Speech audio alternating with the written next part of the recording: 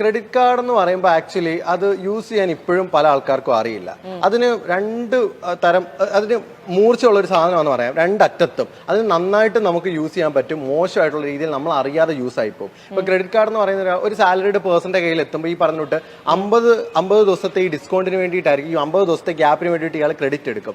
ഈ credit card എന്ന് പറയുന്ന സാധനം നമ്മൾ റീപേയ്മെന്റ് കൃത്യമായിട്ട് അടച്ചില്ലെങ്കിൽ എത്ര ശതമാനം അറിയാം? 40% വരെയാണ് ഇതിന്റെ ഇൻട്രസ്റ്റ് റേറ്റ് വരുന്നത്. എന്നാൽ കൃത്യമായിട്ട് യൂട്ടിലൈസ് ചെയ്യാൻ അറിയാവുന്ന ഒരു വ്യക്തിയെ സംബന്ധിച്ച് ഇത് സിബിൽ സ്കോർ കൂട്ടാനും പേഴ്സണൽ ലോൺസിനൊക്കെ കിട്ടാനും നമുക്ക് ഒരുപാട് ഉപകരിക്കും. കാരണം ക്രെഡിറ്റ് സ്കോർ പെട്ടെന്ന് കൂട്ടണം. എന്ത് ചെയ്യണമെന്ന് നമ്മളൊരു ബാങ്ക് എക്സിക്യൂട്ടീവിനോട് ചോദിച്ചു കഴിഞ്ഞാൽ ആദ്യം പറയുന്ന ക്രെഡിറ്റ് കാർഡാണ്. കാരണം എന്താ വെച്ചാൽ ക്രെഡിറ്റ് കാർഡ് എടുത്തു കഴിഞ്ഞാൽ സിമ്പിൾ ആയിട്ട് നമ്മുടെ സിബിൽ സ്കോർ കൂടും. അവിടെ ഇപ്പൊ എന്റെ പല ഫ്രണ്ട്സ് ചെയ്യാനുള്ള ഒരു കാര്യമുണ്ട്, ക്രെഡിറ്റ് കാർഡ് എടുക്കും, 100% യൂട്ടിലൈസേഷൻ ഉപയോഗിക്കും. ഫണ്ട് 1 ലക്ഷം രൂപ ലിമിറ്റ് ഉണ്ടെങ്കിൽ 99,000 രൂപ അതിനകത്തൊന്ന് എടുത്തോളയും. അപ്പൊ അതാണ് പ്രശ്നം. എന്നിട്ട് വേറെ ക്രെഡിറ്റ് കാർഡ് വെച്ചിട്ട് ഇതിന്റെ ബില്ല് പേ ചെയ്യും.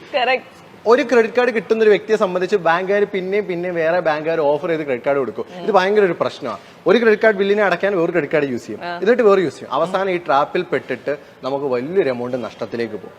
അപ്പൊ അത് ഭയങ്കര ഒരു പ്രശ്നമാണ്. ഇപ്പം ക്രെഡിറ്റ് കാർഡ് തിരഞ്ഞെടുക്കുമ്പോൾ ഇപ്പൊ നമുക്ക് ഓയിൽ അടിക്കാൻ പെട്രോളിനൊക്കെ ഒരുപാട് എക്സ്പെൻസ് കൂടുന്ന ഒരാളാണെങ്കിൽ അങ്ങനത്തെ കാർഡ് ഇപ്പൊ ഇന്ത്യൻ ഓയിൽ ചില ക്രെഡിറ്റ് കാർഡ് പ്രൊവൈഡ് ചെയ്യുന്നുണ്ട്. അതെന്ന് വെച്ച് കഴിഞ്ഞാൽ നല്ല ഡിസ്കൗണ്ട് കിട്ടും, അതിന് നല്ല റിവാർഡ് കിട്ടും. എന്നാൽ അല്ലാതെ ഷോപ്പിംഗ് പർപ്പസ്, ചില ആൾക്കാർ ഷോപ്പിംഗ് പർപ്പസിനുള്ള സാധനം കൊണ്ട് പോയിട്ട് അവിടെ നമ്മളത് യൂസ് ചെയ്താൽ വലിയൊരു ഡിസ്കൗണ്ട് ഒന്നും അവിടെ കിട്ടത്തില്ല. പർപ്പസ്, ഓരോ പർപ്പസ് ഉണ്ട്, ഓരോ ക്രെഡിറ്റ് കാർഡിന് ഓരോ പർപ്പസ് ഉണ്ട്. അത് നോക്കിയിട്ട് വേണം നമ്മൾ അത് പർച്ചേസ് ചെയ്യാൻ.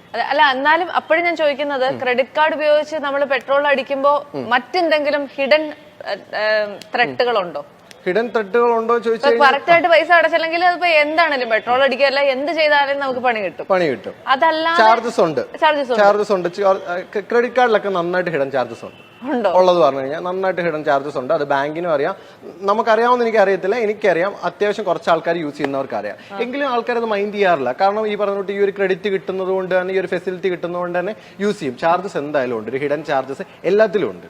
യെസ്, നമുക്കൊന്നും ചെയ്യാൻ പറ്റില്ലല്ലേ? ഒന്നും ചെയ്യാൻ പറ്റത്തില്ലെന്ന് വെച്ച് കഴിഞ്ഞാൽ അതൊക്കെ സിസ്റ്റത്തിനകത്ത് ഉൾപ്പെടുന്നതാണ്. അത് അങ്ങനെയാണ്. നമുക്കൊന്നും ചെയ്യാൻ പറ്റത്തില്ല വെച്ചാൽ വൈസിലി, അതാ ഞാൻ പറഞ്ഞ, എടുക്കുന്ന കാർഡ് നമ്മുടെ പർപ്പസിന് ഉപയോഗിക്കാൻ പറ്റുമോ. അതുപോലെ തന്നെ കാർഡ് എടുക്കുമ്പോൾ അതിന്റെ 30 to 40% മാത്രം യൂട്ടിലൈസ് ചെയ്യുക. അതിനപ്പുറത്തേക്ക് ഒരു ഫണ്ട് അതിനകത്തൊന്നും എടുക്കരുത്. യൂട്ടിലൈസ് ചെയ്യാതെ ഇരിക്കരുത്. കാർഡ് എടുത്തു കഴിഞ്ഞിട്ട് പെട്ടെന്ന് ക്യാൻസലും ചെയ്യരുത്. ഇതെല്ലാം നമ്മുടെ സിബിൽ സ്കോറിനെ ബാധിക്കും. ഒരു 30 to 40% യൂസ് ചെയ്യാം മന്ത്ലി. നമ്മൾ എന്തെങ്കിലും സാധനം വാങ്ങിക്കുന്നുണ്ടെങ്കിൽ ക്രെഡിറ്റ് കാർഡ് വെച്ച് വാങ്ങിക്കാം. അവിടെ ഒരു റിവാർഡ് പോയിന്റ് കിട്ടി, സിബിൽ സ്കോർ കൂടി, നമ്മൾ ബാങ്കുകാരുടെ മുന്നിൽ, ബാക്കിയുള്ളവരുടെ മുന്നിൽ നല്ലൊരു നമുക്ക് അവിടെ പോലെ ലോൺ കിട്ടും. യെസ്, അത്ര മാത്രം, അങ്ങനെ ഇതായിട്ട് മാത്രം. അതായത് ഇപ്പോ 1 ലക്ഷം രൂപ ക്രെഡിറ്റ് ലിമിറ്റ് ഉള്ള ഒരാളാണെങ്കിൽ 30,000 അല്ലെങ്കിൽ 40,000 രൂപ വരെ എടുക്കാം. ഇത് ആൾക്കാർ ശ്രദ്ധിക്കുന്നത്, ആൾക്കാരുടെ വിചാരം എത്രയാണോ ലിമിറ്റ് എനിക്ക് അത്രയും ലിമിറ്റ് എടുക്കാം. അതെ, അങ്ങനെ കൂടുതൽ 90,000 എടുത്തെന്ന് പറഞ്ഞാൽ എന്തെങ്കിലും പ്രശ്നം വരുമോ എന്ന് ചോദിച്ചു കഴിഞ്ഞാൽ സിബിലിനെയും അതിൽ ബാധിക്കും. അതുപോലെ ഇൻട്രസ്റ്റ് റേറ്റും കൂടും.